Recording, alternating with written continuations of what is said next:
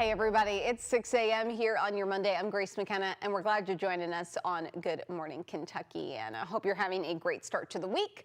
It is a much cooler start to the week and we definitely want Matt Breland to talk to us about that. Matt, it is finally feeling like fall out there. It took a little while, but it is finally here. That's right, Grace. Yeah, a cooler start for us. You're going to have to grab the coat before you head out this morning.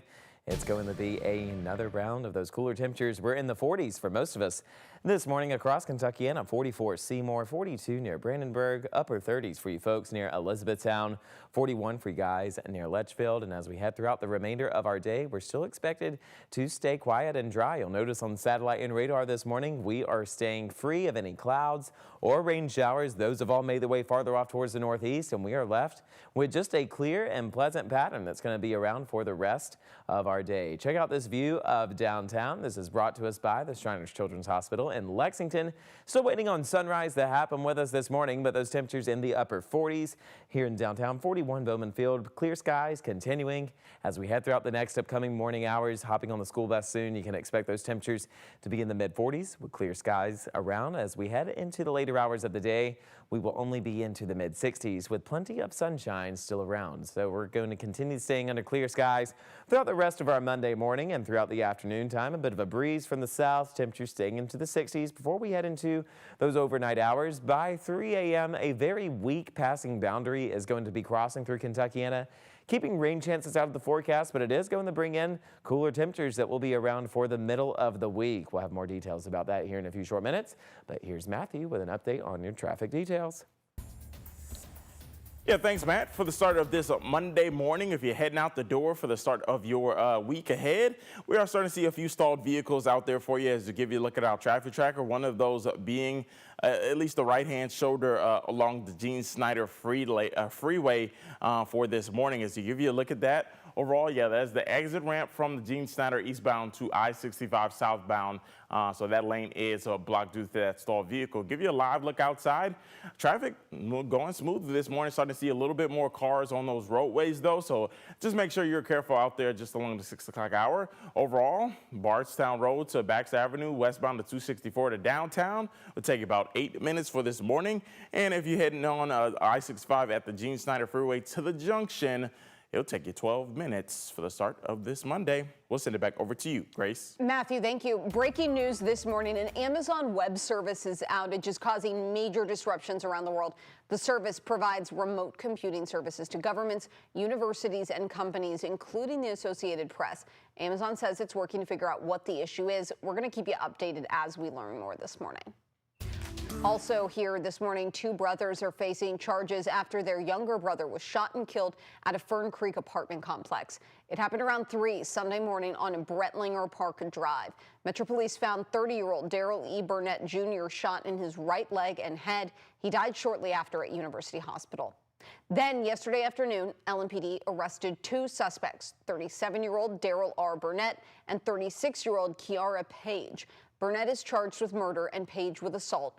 Police confirmed the 3 men are brothers. Officers also say Page admitted to fighting with Burnett Jr. before shooting him in the leg. Burnett and Page are expected to be arraigned this morning at 9. Metro ABC is cracking down on a West Louisville bar after 2 women were hurt in a shooting this weekend. And now one Metro councilwoman says she supports ABC stripping its alcohol permit. WHAS11's Clarice Shaley has more. 2 women were shot inside Double Deuce Sports Bar and Grill. Places like this have to be safe for patrons to come into. And when they're not, then that's when the city has to step in and do things like place suspensions on, club owners like this. Councilwoman Tammy Hawkins says she's received many calls about altercations taking place at the business. She says she's been advocating for improved safety in the area for years, and now she stands in front of the business, which is now closed due to an emergency suspension order. Well, definitely not surprised. The same day as the Saturday morning shooting that injured 2 women, Metro Alcoholic Beverage Control suspended Double Deuce Sports Bar and Grill's permit. Metro ABC Director Brad Silveria told us they remain committed to taking swift action when safety is at risk. Councilwoman Tammy Hawkins tells me she stands by Metro ABC for suspending their permit. We can't be partners with businesses that allowed those things to happen on the inside. I hope that it will grab the owner's attention. Hawkins says she's tried to work with the owner to add lighting in the area. And they still haven't done that. I myself connected the business owners with LG&E to get the process on what it would look like to put lighting on all of these poles. I feel like that at this point the city has done their due diligence. She's also asked the business to have security, which she says they have done. On West Broadway, Clarice Shaley, WHAS11 on your side. The shooting is still being investigated. The mayor's office said ABC will continue cracking down on businesses and conditions that create violence. We've reached out to the bar for a response, but have not heard back. New this morning, the Louisville Democratic Party says Gary Clemens is its nominee for the special election to fill David Yates' state Senate seat. Clemens was born and raised in Louisville, served in the Army Reserves, and leads the local United Steelworkers Union. As of this morning, the county GOP has not named its own candidate. The special election for State Senate District 37 is on December 16th of 2025. State police are investigating a deadly crash in Meade County that killed a pedestrian. It happened around 6 Sunday morning on Dixie Highway.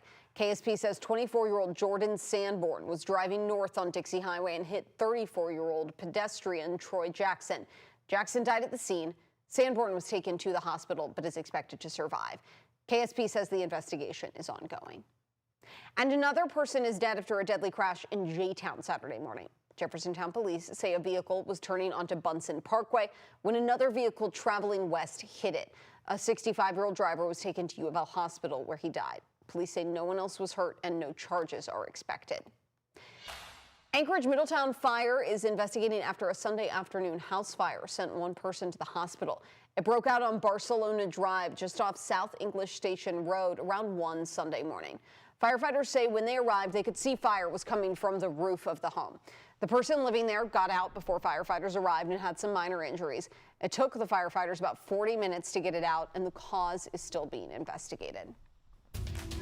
This weekend, Diorio's Pizza teamed up with a local family for its second annual Donate Life fundraiser. Sunday evening brought pickleball, music, and raffles to the pizza spot to support Donate Life's work. The Spath family says the organization directly impacted them when Dan Spath received his own transplant. Now they want to pay it forward. And there's multiple people here that have organ donations and have received organs. So, it's not just about me, it's about the whole group of us. So, and we just want to give back. 100% of the proceeds from the event went directly to Donate Life Kentucky. Happening tonight, JCPS wants to hear from you about Echo Trail Middle School. The district is holding 2 community information sessions about boundary adjustments for the school. JCPS has proposed moving some students currently assigned to Echo Trail to Crosby Middle School to address overcrowding. The sessions are tonight and tomorrow from 6 to 7 at Eastern High School and will be streamed on the JCPS YouTube channel.